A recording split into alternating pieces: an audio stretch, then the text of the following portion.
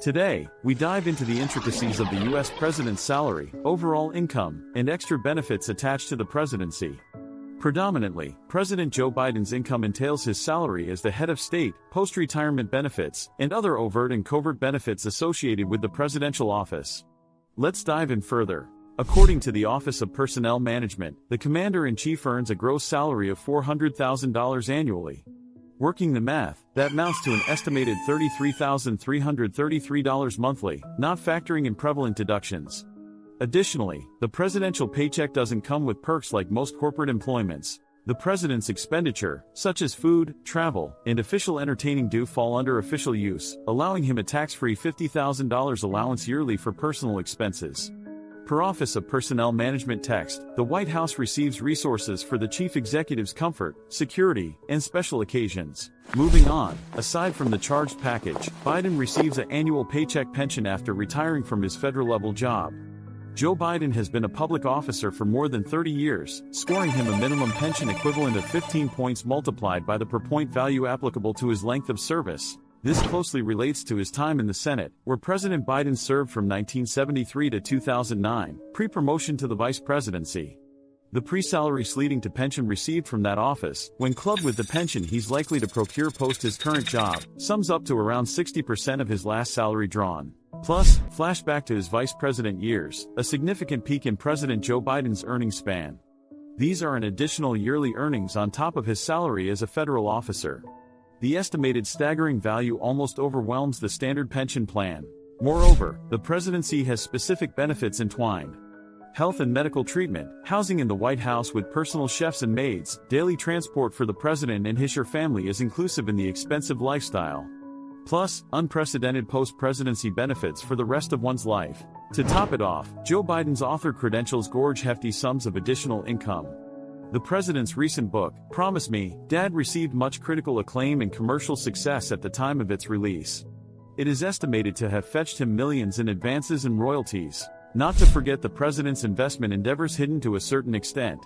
Joe Biden, like most affluent people his age, has capital in real estate and stocks. Democrats have to provide supplementary disclosures than Republicans, but Joe Biden's past returns show that his property dealings were sound. So, it all culminates down to the level of transparency applied in the divulgence of the president's income. The public can access several detailed reports on Biden's past 2 years of income filings. As a president, Biden is proficient in and regular with his tax filing, offering the public a good idea of his financial status. But of course, Joe Biden, during his presidency, utilizes his taxpayer-subsidized resources on leisure, official trips, and public works, typical for a president. The gross salary is more about symbolism than subsistence.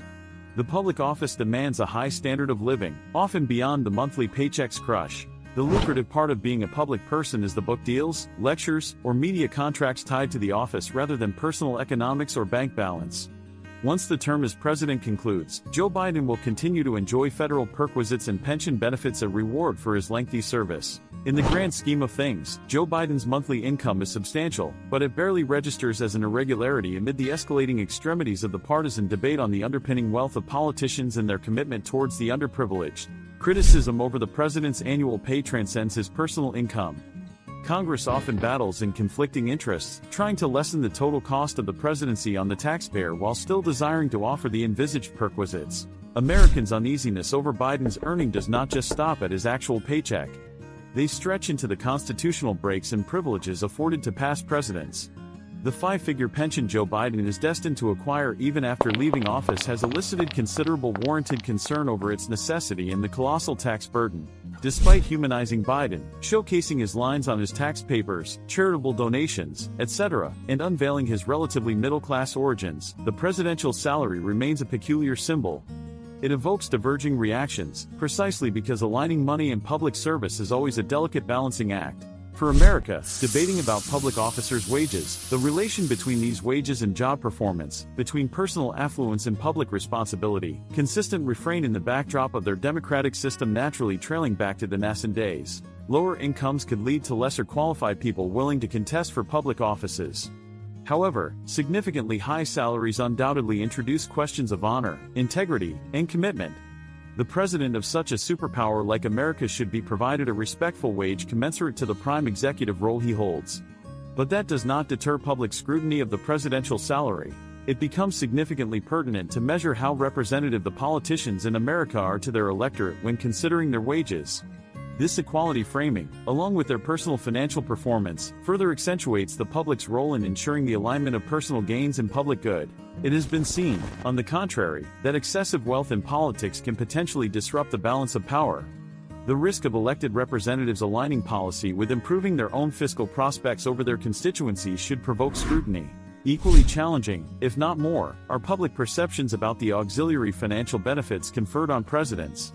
The ordinary Americans questioning the need for such high pensions for former presidents and the necessity of covering their post-presidency as part of the official preserve, especially considering the usual late-stage life earnings of the past presidents. Thus, a dialogue about public officials' wages is significant, even more so for a public servant attaining the highest office, where every nuance is unwrapped for public scrutiny.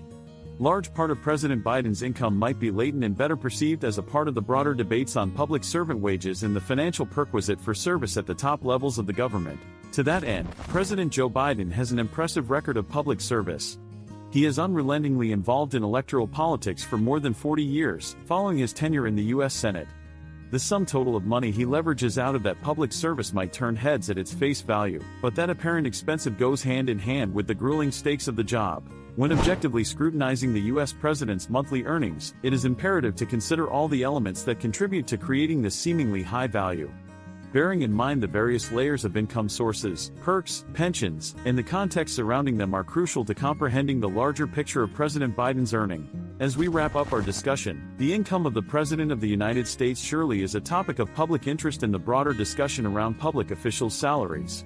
It intricately fuels the conversation around how much a public servant should earn and what kind of financial perquisites should they receive in due course. Simultaneously, this also fuels the larger discourse around the relationship between personal wealth and public responsibilities. This debate perennially triangulates through questions around the cherished values of public service, the efficiency it demands, and the remuneration it warrants. We hope the in-depth analysis we've provided gave you a better understanding of the main question: how much does Joe Biden make monthly? Under the surface that may be convoluted at first sight, lies a structure and context that navigates us through a profound socioeconomic understanding about public service and its payment.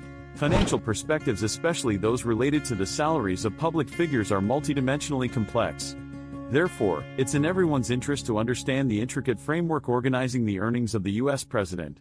It informs us, aligns our perspectives, calibrates the lens through which we look at public service and the compensation it incurs. The public earnings, salary distributions, allowances, and pensions are typically understood as showcasing the state's prioritized values, the worth it places on individual service, the stewardship of public resources. With this insight, we empower ourselves in making an informed citizenry. In essence, the complex fabric of Joe Biden's income derived from various public service-related opportunities affirms the intricate balance of earning, service, and values. It is in these intricate balances that the purpose of public incomes, the commitments to service, and the realities of governance reveal patterns that are informative for the broader political economy.